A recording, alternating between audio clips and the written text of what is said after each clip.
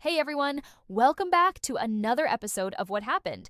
Today we're diving into something that's been casting a shadow over what should be one of the most exciting sporting events of the year, the 2026 Winter Olympics in Milan and Cortina.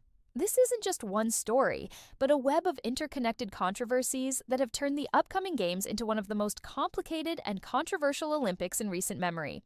We're talking about doping scandals that span decades, geopolitical tensions that have split the Olympic family apart, and new controversies that have rocked some of the sport's most beloved nations. From Russia's ongoing exile to Norway's shocking cheating scandal in ski jumping, these Olympics are shaping up to be as much about what's happening off the snow and ice as what's happening on it. But here's the thing. Behind all these headlines and political decisions are real athletes who've dedicated their entire lives to reaching this moment. So let's explore these complicated stories with empathy and understanding. Because at the heart of every controversy are human beings dealing with circumstances often beyond their control. Let me start with the elephant in the room that's been dominating Olympic discussions for nearly a decade now, the Russian situation. And honestly, this story is so complex and has so many layers that it's hard to know where to begin. But understanding it is crucial to understanding why the 2026 Olympics look so different from what we might expect. Russia's Olympic journey has been anything but straightforward since the revelation of their state-sponsored doping program that came to light around 2015. This wasn't just a few athletes making bad choices. This was a systematic, government-backed operation designed to give Russian athletes unfair advantages at major competitions, including the 2014 Winter Olympics in Sochi. The scale of what happened in Sochi was unprecedented. We're talking about a sophisticated operation involving laboratory officials, government agents, and even intelligence services working together to manipulate drug tests. Athletes would provide clean samples months in advance, and these would be substituted for dirty samples during competition. It was like something out of a spy novel, except it was real and it was happening at the Olympics. When the truth came out, it shattered trust in the entire system. More than 1,000 individuals were linked to the Russian state-sponsored doping scheme between 2011 and 2014. The World Anti-Doping Agency found what they called a culture of cheating that went far beyond individual athletes making poor decisions. The consequences have been severe and long-lasting. Russia was banned from the 2018 Winter Olympics, though individual Russian athletes who could prove they were clean were allowed to compete as Olympic athletes from Russia. Then came more sanctions after evidence of data manipulation. And finally, in 2022, Russia's invasion of Ukraine added a whole new dimension to their Olympic exclusion. Now, as we approach the 2026 Milan-Cortina Games, only 13 Russian athletes will be competing, not as Russians, but as individual neutral athletes or AINs. Compare that to the more than 200 Russian athletes who competed at the 2022 Beijing Games, and you can see how dramatically things have changed. What makes this situation particularly complicated is the human element. These current Russian athletes weren't necessarily involved in past doping scandals, but they're paying the price for decisions made years ago by sporting authorities. Many were children when the state-sponsored doping program was running. Take figure skater Adalia Petrosian, expected to be one of Russia's medal contenders. She's gone through extensive vetting, proves she has no military connections or war support, and competes knowing she can't represent her country or hear her anthem if she wins. That's an enormous psychological burden. The same strict vetting applies to all potential AINs. They can't have military links, can't have supported the war, and must pass multiple background checks. It's a process recognizing political reality while trying to preserve opportunities for clean athletes.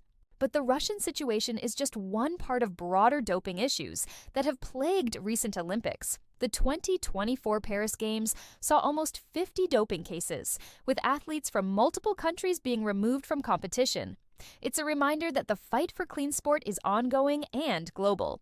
What's troubling is how these cases affect entire sporting communities. When systematic doping is found, it creates suspicion about all athletes from that region.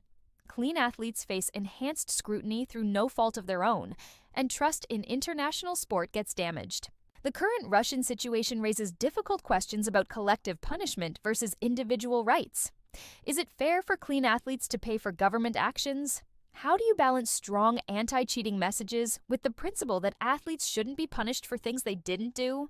These aren't easy questions with different answers. The current system, while imperfect, attempts to find middle ground, maintaining consequences for the Russian sporting system while providing paths for demonstrably clean individual athletes. But Russia isn't the only country dealing with integrity issues heading into Milan-Cortina.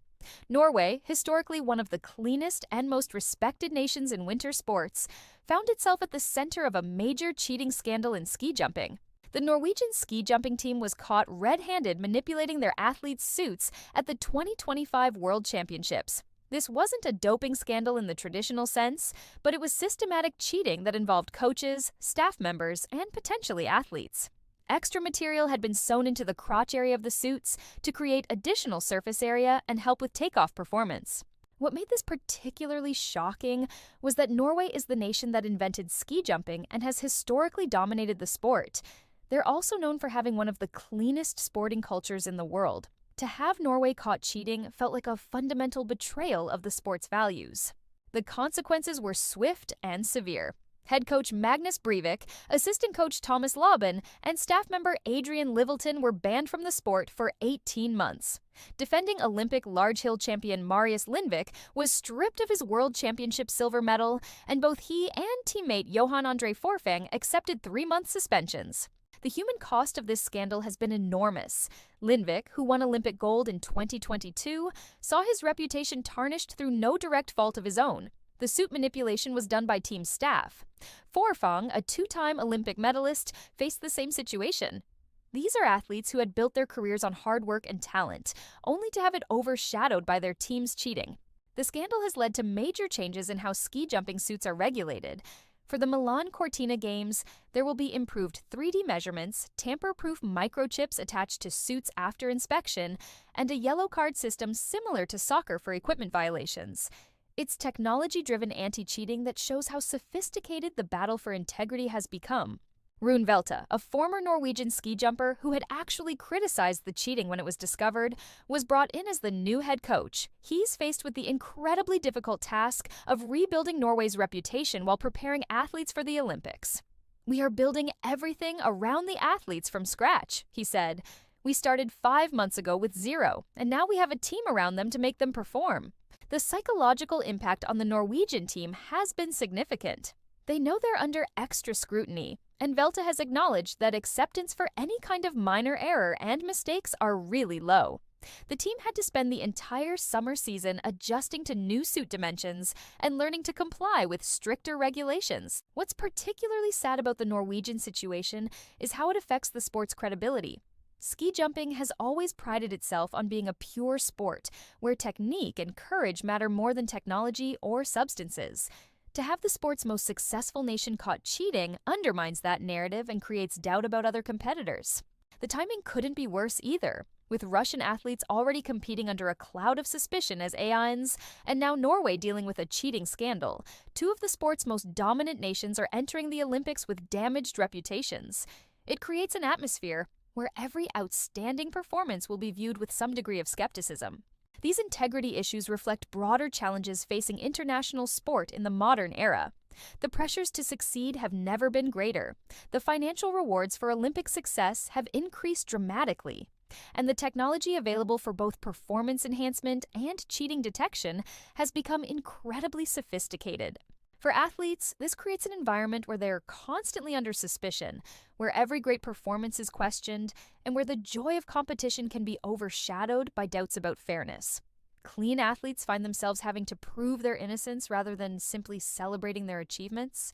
The World Anti-Doping Agency has responded by updating its prohibited substances and methods list for 2026, adding new clarifications and examples across several categories. The International Testing Agency will oversee anti-doping operations at Milan-Cortina, continuing the comprehensive testing programs that have become standard at major competitions.